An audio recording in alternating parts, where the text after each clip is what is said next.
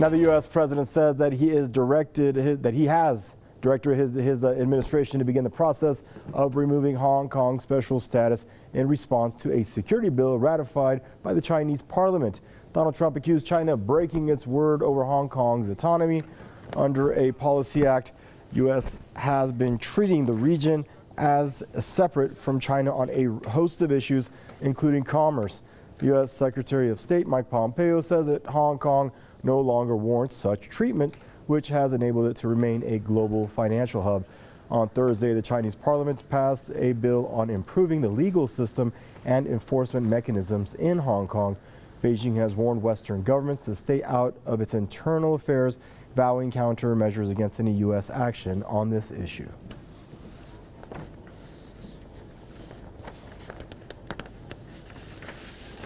And now joining us for this news review is Tony Gosling, investigative journalist from Bristol, and Jason Nruhe, political commentator, joining us out of Ontario. Gentlemen, I'd like to welcome you both to the program.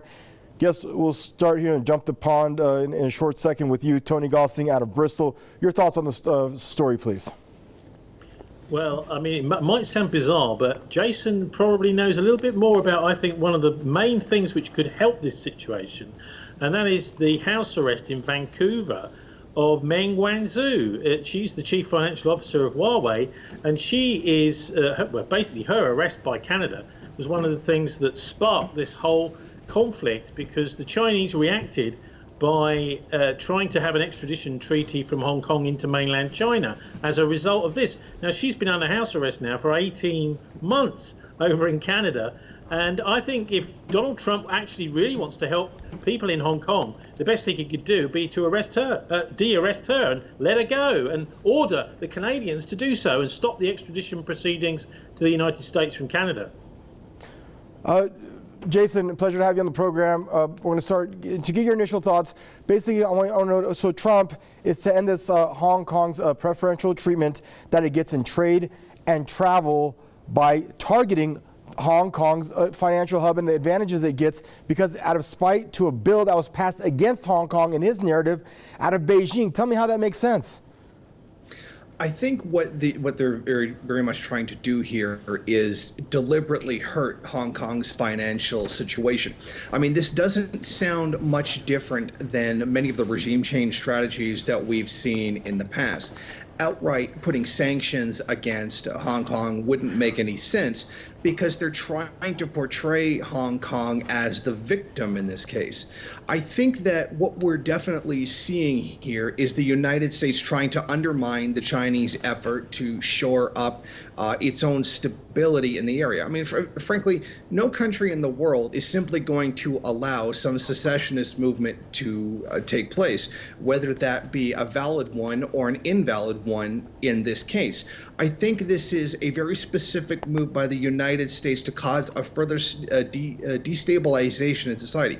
Once the financial sector takes a hit, then obviously the industrial sector is next, then the service economy, et cetera, and you have like a sliding slope of damage that's being done to the country. This will create unrest. This will take those who are already angry and will hopefully spur on more protests inside the country. So it's kind of like a new take on the regime change strategy, where you're actually defending the place that you're trying to make the change in, rather than outright try to destroy it. That's the way that I see this taking place right now.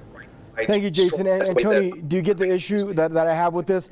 I want you to tell me or understand Donald Trump's approach on this, his narrative. He's telling Beijing, I don't like what you're doing is hurting Hong Kong. I don't like it, so I'm going to hurt Hong Kong too. Yes, absolutely right. And the only reason I mentioned Vancouver and Meng Wanzhou is because we're looking for ways to unwind this tension. Trump seems to be doing the absolute opposite. Let's wind it up a little bit more. I don't actually necessarily think this is Trump's policy. Pompeo, he seems to be in charge really of these foreign policy moves, and he's got a very strong group of advisors basically telling Trump what to do.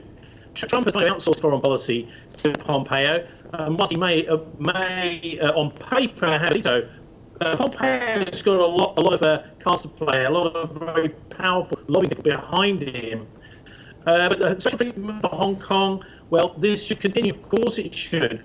All the time that we're in this situation, and I have to say that the laws that China are imposing on Hong Kong are likely to be very counterproductive. I mean, particularly taking away people's freedoms. You've got a serious problem. The Chinese Communist Party is actually trying to paint itself as almost a kind of a religion that you're not to question. And this is something that we're just simply not used to in the West. The Hong Kongers are scared. They are really frightened right now about this kind of imposition. So we need to look at ways of winding down the tension, not Trump. I don't think you could hear us, but your voice is coming in really choppy. We're going to see if we can get that fixed. I'm going to swing over to you now, Jason, and talk to you for a second while we try to get Tony's connection there somewhat steady. So basically, Jason, I mean, so the issue at hand here is with Beijing, really, and not with Hong Kong. Obviously, Trump, I don't know if it's to appease his base, but what is your perception on this? How do you interpret the beef he's had with Beijing since he's coming into office, and it's only intensified since COVID-19? Well, the way I definitely see this is that we're looking at a very serious decline of the U.S. empire. There is very clearly a great deal of social unrest, particularly right now with the protests. The country is more politically polarized than it has been in a very long time. They're well aware that there's a looming economic crisis right around the corner. Many of the U.S. strategies for regime change and imperialist domination in the Middle East and Latin America are failing.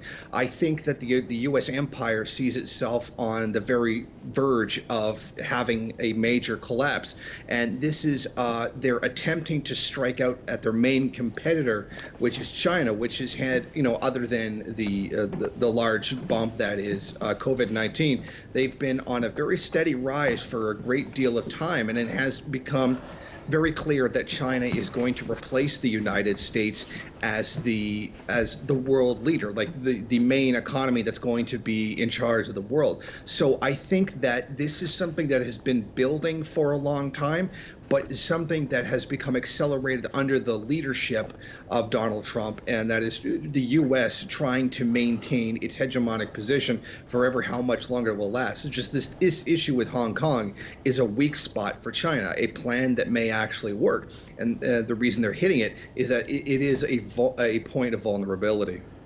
Thank you, Jason. And Tony, I see that we have you back. Basically, we only got about maybe 5 or 10% of what you were saying. I was trying to plead with you to hold on, but you couldn't even hear me because the connection was that bad.